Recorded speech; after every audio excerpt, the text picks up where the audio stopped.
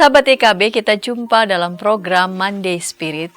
Bagi para sahabat yang ingin bertumbuh dalam spiritualitas, kami akan membacakan renungan yang ditulis oleh Pendeta Jowa Sadi Prasetya yang berjudul Labirin Kehidupan bagian 3. Pada hari ini, saya Pendeta Santiani akan membacakan renungan yang berjudul Tuduhan Hati.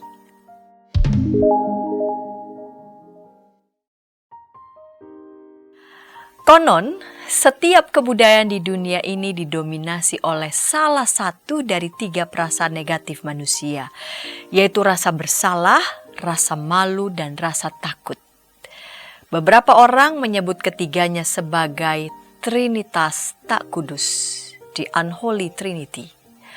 Maksudnya kira-kira adalah bahwa rasa bersalah, rasa malu, dan rasa takut telah mengepung manusia dan menarik manusia menjauh dari rahmat Allah.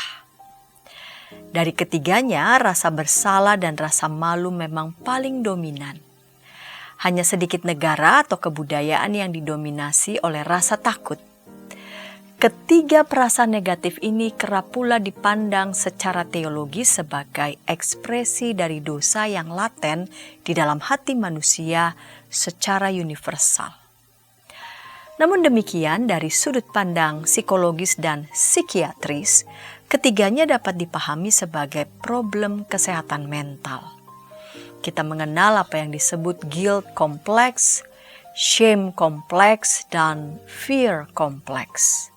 Memperjumpakan kedua perspektif ini tentu saja dapat bermasalah. Misalnya, dengan mudah kita menyimpulkan bahwa apa yang menjadi masalah psikologis sebenarnya adalah ekspresi keberdosaan kita.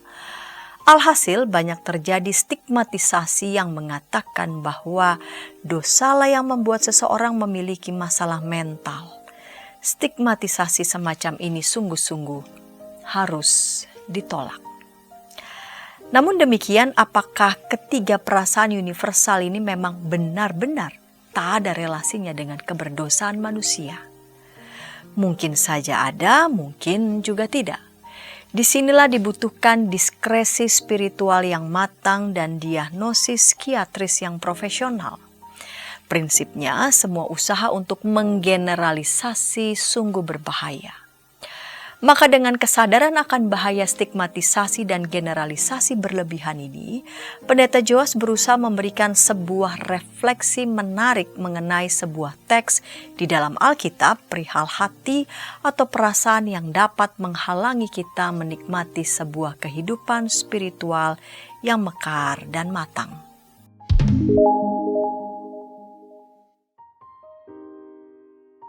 1 Yohanes 3 diawali dengan sebuah deklarasi yang indah.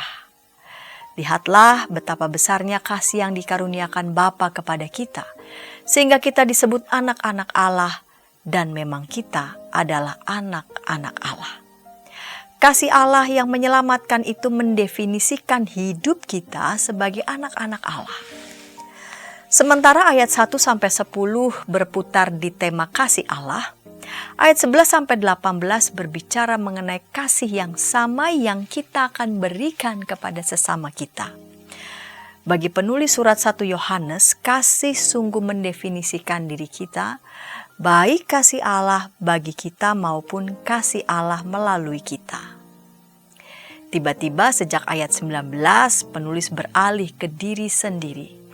Kasih sejati Allah, kata penulis, menenangkan hati kita di hadapan Allah. Kata menenangkan, yaitu peitho, lebih bermakna meyakinkan, membujuk, memastikan. Kasih Allah mendorong kita agar menerima bahwa kita sungguh-sungguh diterima oleh Allah. Dalam bukunya Shaking the Foundations, Paul Tillich menyatakan bahwa problem besar kita bukanlah bagaimana kita dapat diterima oleh Allah, melainkan menerima kenyataan bahwa kita sudah diterima oleh Allah. Kita diundang untuk menerima kenyataan bahwa kita diterima Allah. Accept, the acceptance. Gagasan Tilih ini sangat relevan untuk membaca 1 Yohanes 3 ayat 19-24. Penulis surat ini mengatakan bahwa hati kita sangat mungkin menuduh kita. Tuduhan hati kita terhadap kita muncul lewat perasaan ketiga seperti yang tadi disebutkan.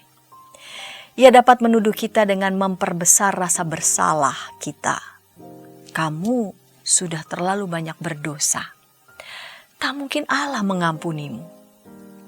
Ia menuduh kita lewat rasa malu kita. Dasar manusia tak tahu malu. Mana mungkin Allah mencintai orang sepertimu? Atau hati kita terus membisikkan tuduhannya lewat rasa takut kita. Hati-hati, Allah akan murka jika ia tahu siapa dirimu sebenarnya.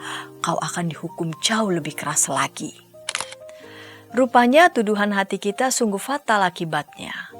Sebab hanya jika kita tidak dituduh oleh hati kita sendiri, kita dapat mempunyai keberanian untuk mendekati Allah. Artinya tuduhan itu akan terus menjauhkan kita dari rasa syukur bahwa kita sudah diselamatkan. Atau dengan memakai pemahaman Tilih, tuduhan itu membuat kita tak mau menerima kenyataan bahwa kita sudah diterima.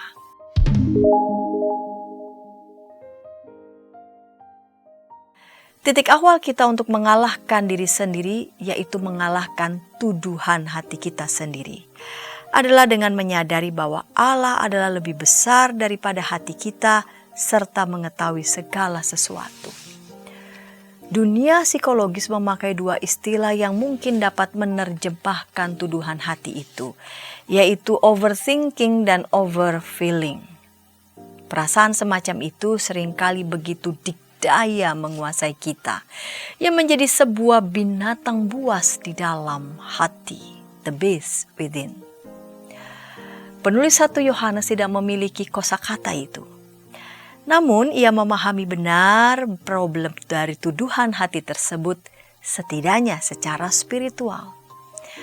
Baginya cara pertama dan utama untuk mengatasinya adalah mengakui bahwa sekalipun kita dikepung dan dikuasai oleh tuduhan hati kita sendiri, dan kita dibuat kecil dan tak berarti, dibuat merasa bersalah, malu dan takut, ada kuasa lain yang lebih besar daripada kuasa tuduhan tersebut, yaitu kuasa cinta Allah. Kita mungkin mudah membenarkan tuduhan hati kita sebab kita menyangka kita mengenali diri kita lebih daripada orang lain mengenali isi hati kita. Namun kata penulis 1 Yohanes, Allah mengetahui segala sesuatu. Ia mengenal isi hati kita lebih daripada kita mengenal isi hati kita sendiri.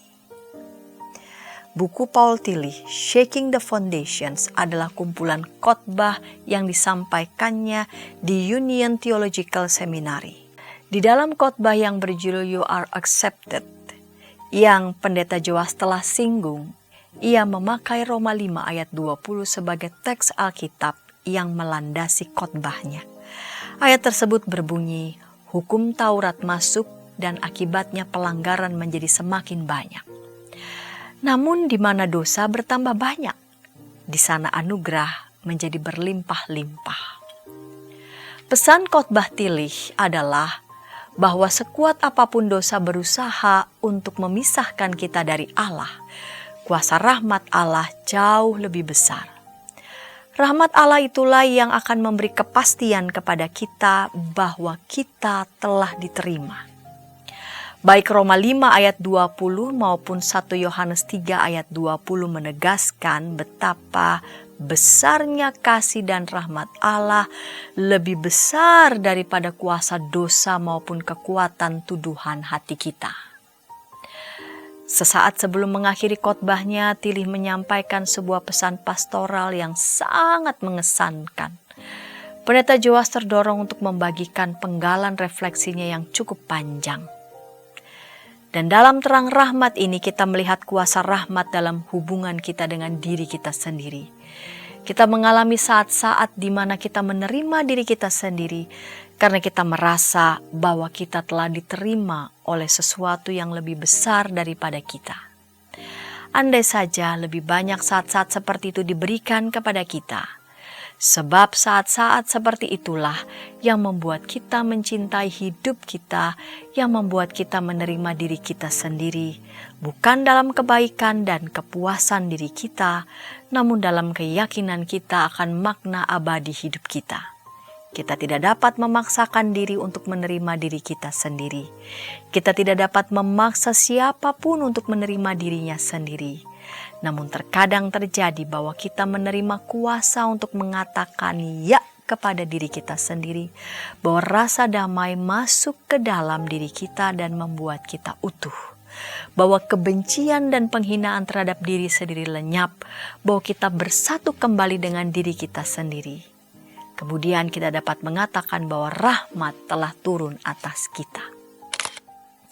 Jika ada di antara para sahabat yang ingin mendapatkan naskah lengkap Renungan Labirin Kehidupan bagian 3, dapat menghubungi BPK Gunung Mulia.